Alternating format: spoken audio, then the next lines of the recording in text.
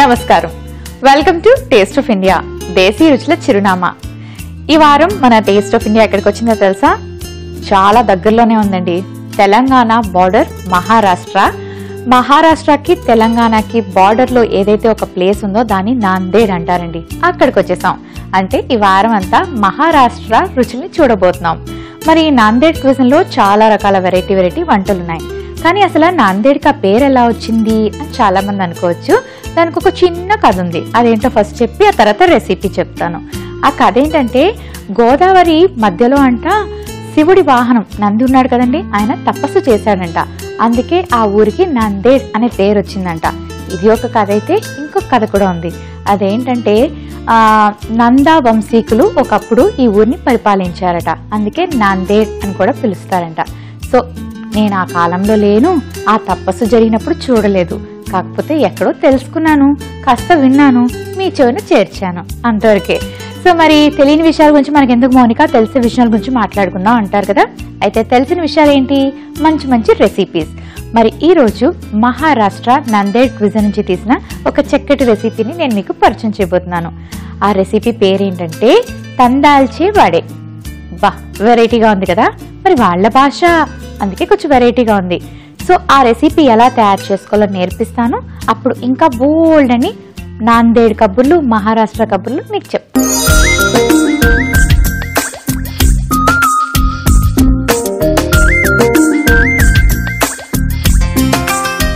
తందాల్చే వడే వాళ్ళు బ్రేక్ఫాస్ట్ లో తీసుకుంటారు, స్నాక్ లాగా కూడా తీసుకుంటారు. దీనికి మనకు కావాల్సిన బియ్యం పిండితో తయారు చేసుకోవాలి. సో తయారు చేసేటప్పుడు చాలా ఈజీ ప్రాసెస్, కాకపోతే కొంచెం డిఫరెంట్గా చేసుకోవాలి. అది ఎలా అంటే, ఫస్ట్ మనం కాస్త వాటర్ని బాయిలింగ్ పెట్టుకోవాలి.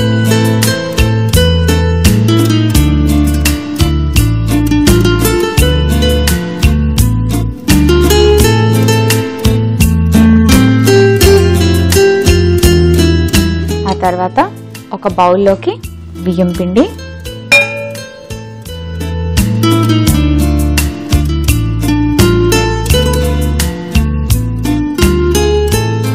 కాస్త జీలకర్ర పొడి, ధనియాల పొడి, సోంపు, కొంచెం మెంతులు, సాల్ట్, అలాగే వాటర్ బాయిల్ అయింది కదా, ఈ వామ్ వాటర్ని ఇందులో వేసి కలుపుకోవాలి. పూరీల పిండి ఎలా కలుపుకుంటాం అలా కలుపుకోవాలి.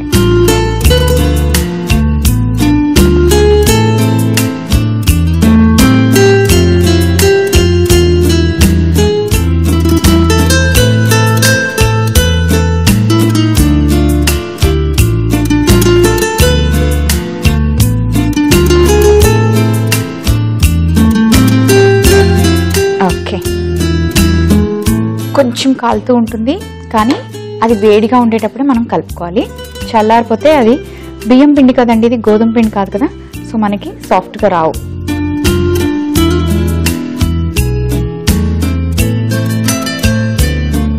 పూరీల పిండి ఎలా కలుపుకుంటాం, చక్కగా మెత్తగా కలిపి పెట్టుకోవాలి. కొంచెం పౌడర్ వేసుకుందాం, రైస్ పౌడర్.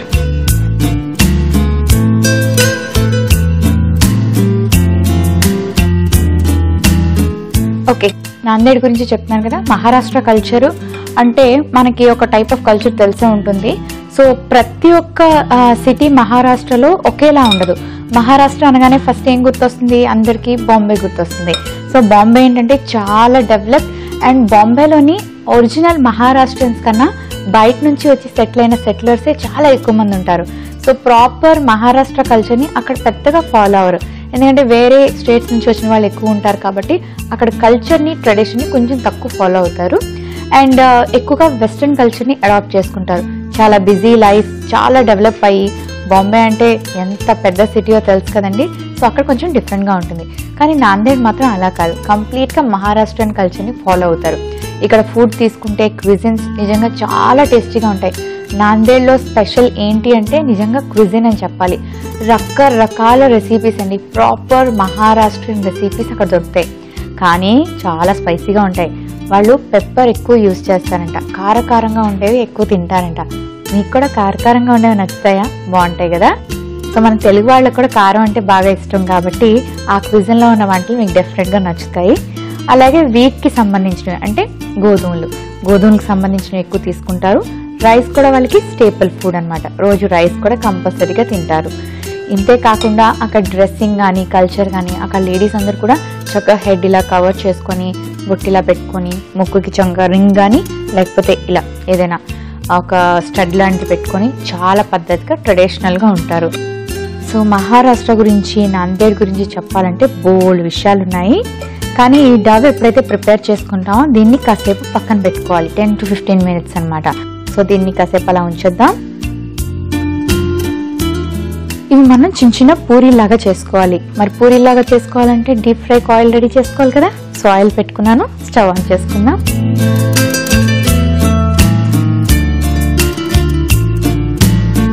ఓకే, ఈ ఆయిల్ హీట్ అయ్యేలోపు నేను చిన్న చిన్న పూరీ లాంటివి ఒత్తుకుంటాను.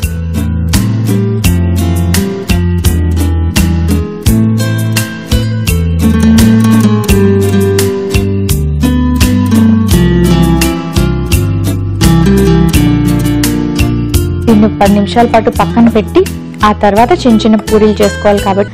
ఓకే, కొంచెం వేడివేడిగా ఉండేటప్పుడే చేసుకోవాలన్నాను కదండి. ఇక నేను చేసుకుంటున్నాను. కాస్త ఆయిల్ మీ చేతికి ఇలా రాసుకొని మరీ పలుచగా కాకుండా అలానే మరీ మందంగా కాకుండా కొంచెం మీడియం సైజులోని ఇలా పూరీలాగా ఒత్తుకోవాలి.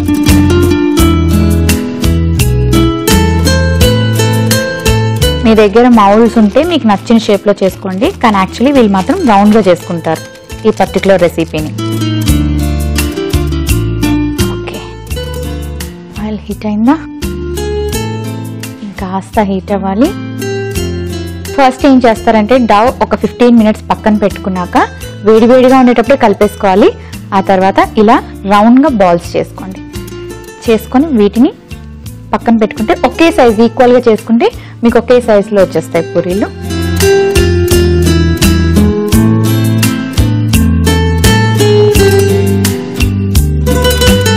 మనం గోధుమ పిండితో మైదా పిండితో తయారు చేసుకోవడం అనేది కామన్ కదా, ఎప్పుడు చూస్తూనే ఉంటాం, చేసుకుంటూనే ఉంటాము. కానీ వీళ్ళు మాత్రం వెరైటీగా బియ్యం పిండిలో వేడి నీళ్ళు కలుపుకొని చేసుకుంటారు. సో మహారాష్ట్ర గురించి చాలా విషయాలు మీతో చెప్పాలి కదా. ఇంకా ఏంటంటే 3rd largest పాపులేటెడ్ అండి అక్కడ. అంటే మహారాష్ట్రకి అంత పాపులేషన్ ఉంటుందంట. అండ్ ఎక్సెసివ్గా మహారాష్ట్ర డెవలప్ అయింది. ఇండియాలోని Maharashtra is one of the biggest state అని చెప్పొచ్చు. అలాగే మోస్ట్ డెవలప్డ్ స్టేట్ కూడా మహారాష్ట్ర. ఓకే, మరి రౌండ్గా తయారు చేసేసుకున్నాం. ఇప్పుడు వీటిని ఫ్రై చేసుకుందాం.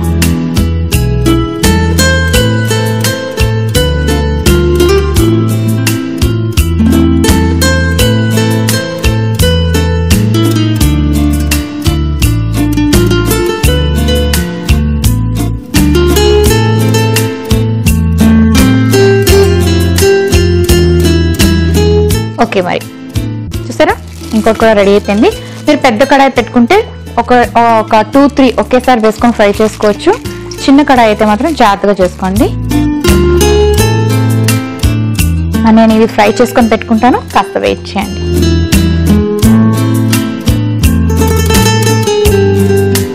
చూసారు కదా ఎంత చక్కగా పొంగుతున్నాయో. అలా ఫ్లఫీగా రావాలి అంటే ఏం చేయాలి, వేడి నీళ్ళతోని మనం కలుపుకోవాలి, అప్పుడు అలా ఫ్లఫీగా వస్తాయంట.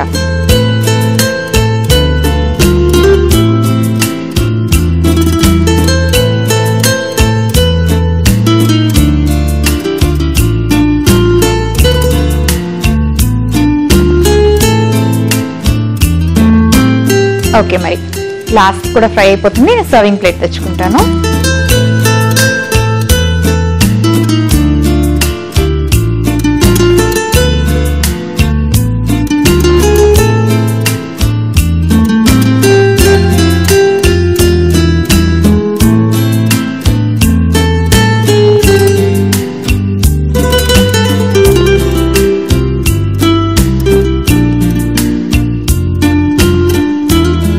ఓకే, చూసారు కదండి తందాల్చి వడి రెడీ అయిపోయింది. మరి దీనికి కావాల్సిన పదార్థాలు, తయారీ విధానం మరొకసారి చూసేయండి. తందాల్చి వడికి కావాల్సిన పదార్థాలు: బియ్య పిండి 1 కప్పు, ధనియాల పొడి 1/2 టీ స్పూన్, జీలకర్ర పొడి 1/2 టీ స్పూన్, సోంపు 1/2 టీ స్పూన్, మెంతులు 1/2 టీ స్పూన్, నూనె డీప్ ఫ్రైకి సరిపడేంత, ఉప్పు తగినంత. తండాల్చి వడే తయారు చేసుకునే విధానం: ముందుగా స్టవ్ ఆన్ చేసి పాన్ పెట్టుకొని కాస్త నీళ్లు వేసి మరిగించుకోవాలి. తర్వాత ఒక బౌల్లో బియ్యం పిండి, ధనియాల పొడి, జీలకర్ర పొడి, సోంపు, మెంతులు, వేడి చేసి పెట్టుకున్న నీళ్లు వేసి బాగా పూరీల పిండిలాగా కలిపి పెట్టుకోవాలి. చివరిగా స్టవ్ ఆన్ చేసుకుని డీప్ ఫ్రైకి సరిపడే ఆయిల్ పెట్టుకొని మనం తయారు చేసుకున్న మిశ్రమాన్ని చిన్న చిన్న పూరీల్లాగా ఒత్తుకొని డీప్ ఫ్రై చేసి సర్వ్ చేసుకుంటే ఎంతో రుచికరమైన తండాల్చి వడే రెడీ.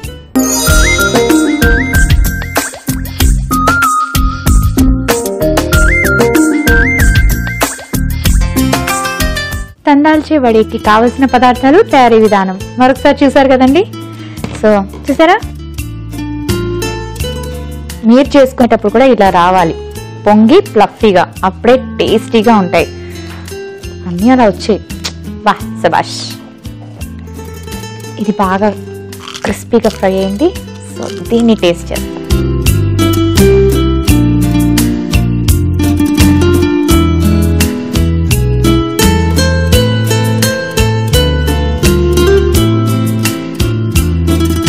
సోంపు ఉత్తిగా తినాలనిపిస్తుంది కదా, బాగుంటుంది. నువ్వు వేసుకున్న అక్కడక్కడ పంటకు తగులుతుంది, క్రిస్పీగా ఉంది, నైస్, బాగుంది. స్నాక్గా బాగుంటుంది, బ్రేక్ఫాస్ట్లో బాగుంటుంది.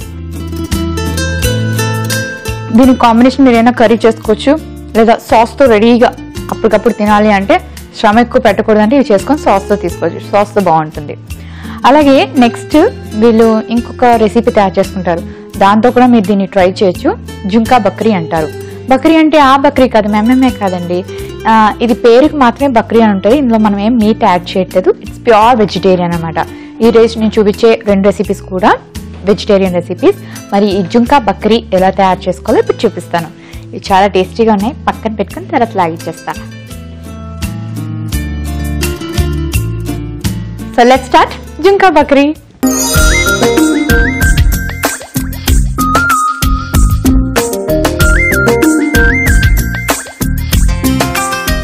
జుంకా బక్రీ కూడా చాలా డిఫరెంట్గా ఉంటుంది, అలాగే చాలా వెరైటీగా ఉంటుంది.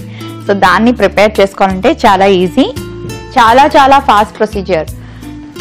ఫస్ట్ కాస్త ఒక బౌల్లో వాటర్ వేసుకోండి.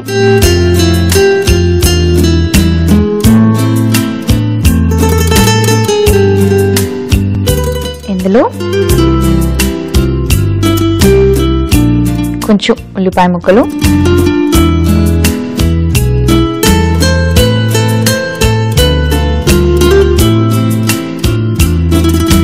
కొంచెం కారం, కొంచెం పసుపు, కాస్త కరివేపాకు,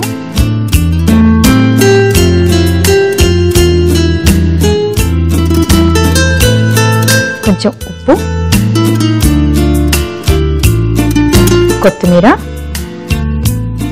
ఇవన్నీ వేసుకున్నాక కాస్త శనగపిండి యాడ్ చేసుకోవాలి. వేసుకుని ఇలా మిక్స్ చేసుకోవాలి. చాలా పల్చగా చేసుకోవాలి, బజ్జీల పిండిలాగా అస్సలు చేసుకోవద్దు, అంత థిక్గా ఉండకూడదు, చాలా పల్చగా ఉండాలి.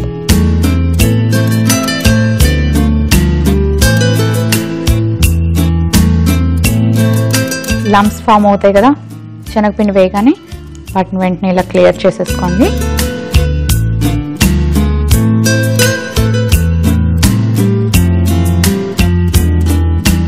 ఓకే, ఇది రెడీ అయిపోయింది. దీంతో ఇప్పుడు మనకు పని లేదు, పక్కన పెట్టేసుకుందాం. తర్వాత ప్రాసెస్ని స్టార్ట్ చేసుకుందాం.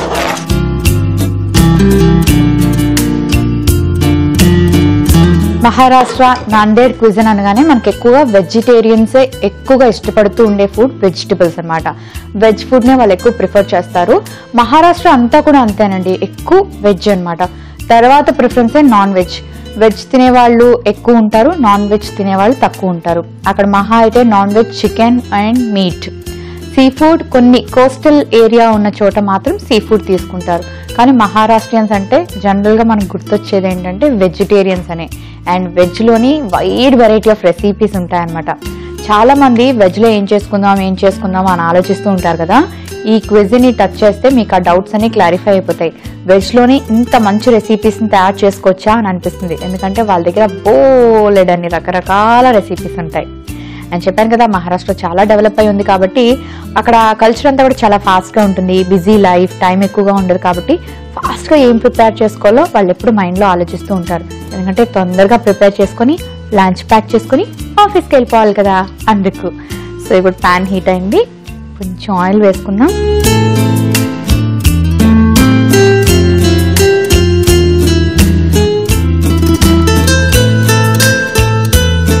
వీళ్ళు ఎక్కువగా స్నాక్ ఐటమ్ అనగానే ఏం తీసుకుంటారో తెలుసా? పానీపూరి, దహీపూరి, బేల్పూరి. పూరిలో రకరకాల వెరైటీలు అనమాట. దహీపూరి చాలా టేస్టీగా ఉంటుంది. చిన్న చిన్న పూరీలు పెట్టి అందులో కాస్త మురి వేసి దాని మీద కర్డ్ వేసి చాలా బ్యూటిఫుల్ ప్రిపరేషన్ అనమాట. చూస్తేనే ఎంత కలర్ఫుల్గా ఉంటుందో. దానిలో కొంచెం ఆమ్చూర్ పౌడర్, మసాలా పౌడర్, అలాగే అన్ని రకరకాల స్పైసెస్ యాడ్ చేసిన పౌడర్స్ వేస్తారు. అది ఇలా నోట్లో పెట్టుకుంటే కరిగిపోతుంది. అండ్ కొంచెం స్వీట్గా కావాలి అంటే కూడా తయారు చేసి ఇస్తారు వాళ్ళు. ఓకే, ఆయిల్ హీట్ అయిపోయింది. మిగిలిన ముచ్చట్ల తర్వాత చెప్తాను. ఇప్పుడు కొంచెం ఆవాలు,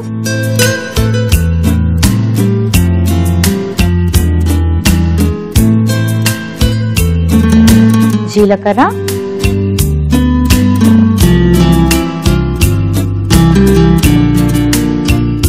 కొంచెం అల్లం వెల్లుల్లి పేస్ట్,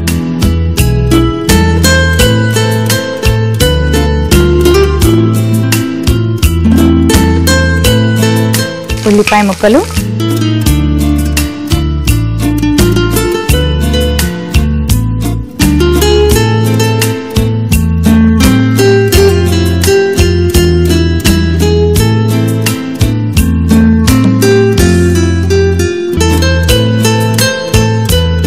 తర్వాత కాస్త పచ్చిమిరపకాయలు,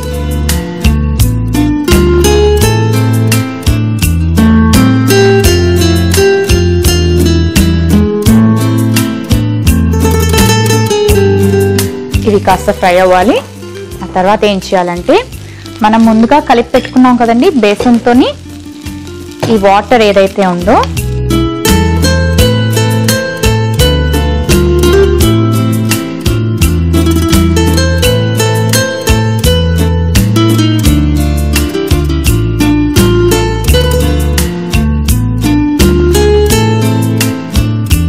దీన్ని మనం ఇందులో యాడ్ చేసుకోవాలి. ఓకే, యాడ్ చేసేసుకుందాం.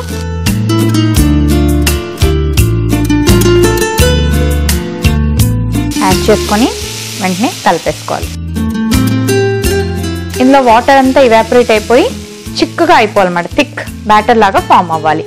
సో అప్పటి వరకు మూత పెట్టుకొని వెయిట్ చేద్దాం.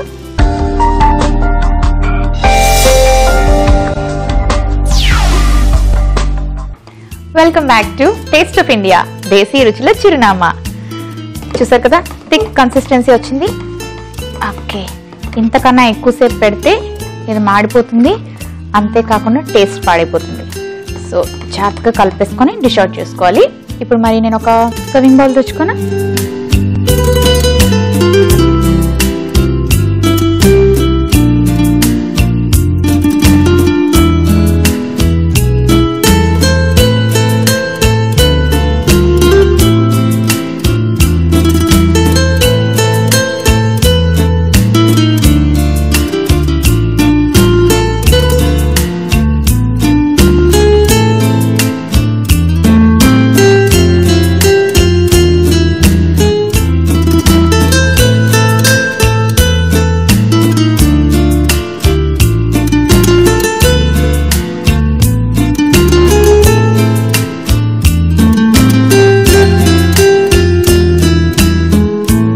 కదండి, చాలా సింపుల్ గా ఫాస్ట్ గా రెడీ అయిపోయింది కదా జుంకా బక్రీ.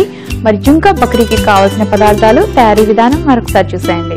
జుంకా బక్రీ తయారు చేసుకునే విధానం: ఉల్లిపాయ ముక్కలు 1 కప్పు, కారం 1 టీ స్పూన్, పసుపు 1/2 టీ స్పూన్, కరివేపాకు కొద్దిగా, కొత్తిమీర కొద్దిగా, శనగపిండి 1 కప్పు, నూనె డీప్ ఫ్రైకి సరిపడేంత, ఆవాలు 1/2 టీ స్పూన్, జీలకర్ర 1/2 టీ స్పూన్, అల్లం వెల్లుల్లి పేస్ట్ 1/2 టీ స్పూన్, పచ్చిమిర్చి 2 టీ స్పూన్లు, ఉప్పు తగినంత. జుంకా బకరీ తయారు చేసుకునే విధానం: ముందుగా ఒక బౌల్లో నీళ్లు వేసుకుని ఉల్లిపాయ ముక్కలు, కారం, పసుపు, కరివేపాకు, ఉప్పు, కొత్తిమీర, శనగపిండి వేసి బాగా కలిపి పక్కన పెట్టుకోవాలి. తర్వాత స్టవ్ ఆన్ చేసుకొని పాన్ పెట్టుకొని నూనె వేసి ఆవాలు, జీలకర్ర, అల్లం వెల్లుల్లి పేస్ట్, ఉల్లిపాయ ముక్కలు, పచ్చిమిర్చి వేసి కాసేపు ఫ్రై చేసుకోవాలి. తర్వాత ముందుగా రెడీ చేసి పెట్టుకున్న బేసిన్ మిశ్రమాన్ని కూడా ఈ పాన్ లో వేసి నీళ్ళంతా దగ్గరికి అయ్యేదాకా ఉడకబెట్టుకోవాలి. చివరిగా సర్వింగ్ బౌల్లోకి తీసి సర్వ్ చేసుకుంటే ఎంతో రుచికరమైన జుంకా బక్రీ రెడీ.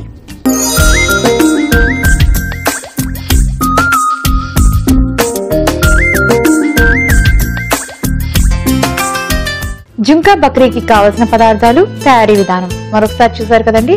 సో చూసాక ఏం చేయాలి? ట్రై చేయాలి, ఆ తర్వాత టేస్ట్ చేయాలి. మరి నేను ఆల్రెడీ ట్రై చేశాను కాబట్టి టేస్ట్ చేస్తాను. అయితే తందాల్చే వడేతోటి జుంకా బక్రీ తీసుకుంటే కాంబినేషన్లో చాలా బాగుంటుందంట. సో అలాగే ట్రై చేద్దాం. ఇంకొక విషయం మీకు చెప్పాలండి, తర్వాత మళ్ళీ నన్ను తిట్టుకుంటారు. ఇది హాట్గా తినేసేయాలి. అంటే మీరు ఇప్పుడు లంచ్ చేస్తాను అంటే జస్ట్ ఒక 15 మినిట్స్ ముందు స్టవ్ ఆన్ చేసి ఇది ప్రిపేర్ చేసుకోవాలి. ఎందుకంటే ఇది చల్లగా అయిపోతే అస్సలు బాగుండదు. సో హాట్గా తీసుకోవాలి. ఇప్పుడు ఇది హాట్గా ఉంది కాబట్టి నేను తీసుకుంటున్నాను.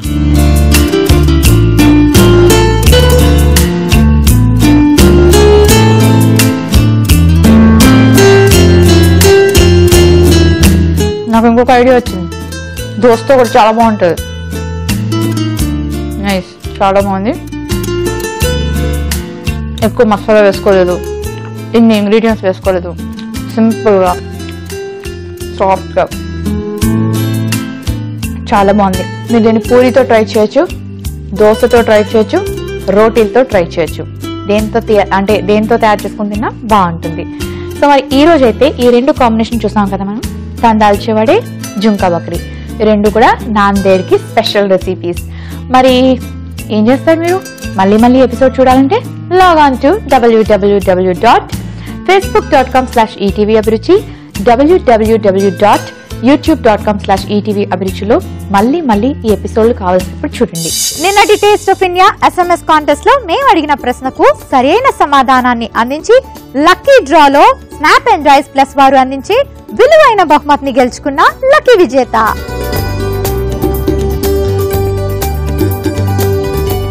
మీరు గెలుచుకున్న స్నాప్ అండ్ రైస్ ప్లస్ వారి బహుమతిని మీకు దగ్గరలో ఉన్న ఈనాడు కార్యాలయంలో పొందగలరు. ఈ రోజు ప్రశ్న: ఆహారంలో కొబ్బరి ఎక్కువగా వాడే రాష్ట్రాల్లో మొదటిది ఏది? మీ options: A Maharashtra, B Madhya Pradesh, C Telangana, D Kerala. మీ సరైన సమాధానాన్ని TOI అని టైప్ చేసి స్పేస్ ఇచ్చి మీ రైట్ ఆప్షన్ స్పేస్ ఇచ్చి మీ పేరు స్పేస్ మీ ఊరు స్పేస్ మీ జిల్లాని టైప్ చేసి 56263579 కు SMS పంపించి స్నాప్ అండ్ డైస్ ప్లస్ వారు అందించే విలువైన బహుమతిని మీ సొంతం చేసుకోండి. విజేత ఎవరో తెలుసుకోవాలనుకుంటున్నారా? రేపటి టేస్ట్ ఆఫ్ ఇండియా మిస్ అవ్వకుండా చూడండి. ఎపిసోడ్ కో ప్రశ్న, రోజుకో బహుమతి. మరెందుకు ఆలస్యం, మీరు ప్రయత్నించండి మీ ఈటీవీ అభిరుచి ఛానల్లో. చూసారు కదండి ఇవాల్టి మహారాష్ట్ర నందేడ్ స్పెషల్స్. రెండు కూడా సూపర్ యమ్మీగా ఉన్నాయి. అండ్ తప్పకుండా ప్రిపేర్ చేసుకోండి, ఎందుకంటే టేస్టీగా ఉన్నవి ట్రై చేయకుండా వదిలేయకూడదు. ఓకే, మరి రేపు కూడా మరిన్ని మంచి రెసిపీస్ తో మీ ముందుకు వచ్చేస్తాను. అంతవరకు stay fit, stay healthy, keep smiling. Bye.